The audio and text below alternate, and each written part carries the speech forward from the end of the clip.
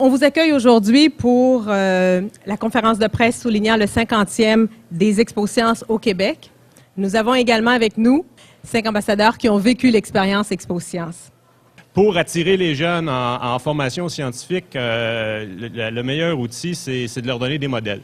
Et en ce sens, les ambassadeurs qui sont devant vous et plusieurs autres qui ne sont pas présents sont des exemples patents de belles carrières, de ce qu'ont pu donner les Expo-Sciences, mais de ce qu'ont pu donner aussi les carrières scientifiques.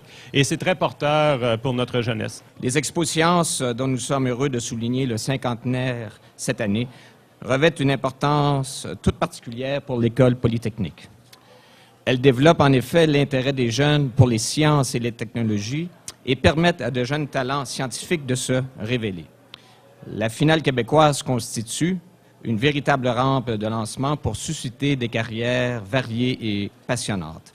50 ans d'Expo-Sciences, c'est un anniversaire qui est loin d'être banal. Plus de 300 000 participants peuvent en témoigner et certains le feront aujourd'hui. C'est en 1960, dans la vallée du Richelieu, que s'est déroulée la toute première Expo-Sciences. À l'époque, l'intérêt est palpable et la curiosité énorme. Grâce aux Expo-Sciences, les jeunes scientifiques peuvent partager leurs expériences puis leurs passions. Une chance d'ailleurs, parce que les sciences et les technologies sont au cœur de toute activité économique, donc de la prospérité même du Québec.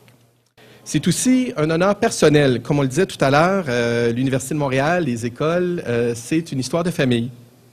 Les Expo-Sciences, au niveau personnel, ont joué un rôle important dans ma carrière.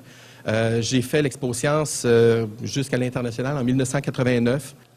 Soutenir les Expo-Sciences, soutenir la relève scientifique au Québec, c'est maintenant une priorité pour un nombre croissant d'entreprises et pour Techno-Montréal en particulier. En effet, nous sommes entrés de plein pied dans l'économie du savoir et de plus en plus de carrières dans tous les secteurs requièrent une solide formation technique et scientifique de très haut niveau. C'est particulièrement vrai dans les technologies de l'information, au point où les sociétés internationales choisissent de s'implanter et d'investir là où elles trouvent les talents et l'expertise. Et c'est ce qui termine cette conférence de presse. J'invite les ambassadeurs également que nos dignitaires à rester ici et à me rejoindre sur la scène pour une photo officielle de l'événement. Et je vous remercie tout le monde pour votre présence et au plaisir de vous revoir en avril dans le cadre de l'édition 2010 à l'Université de Montréal.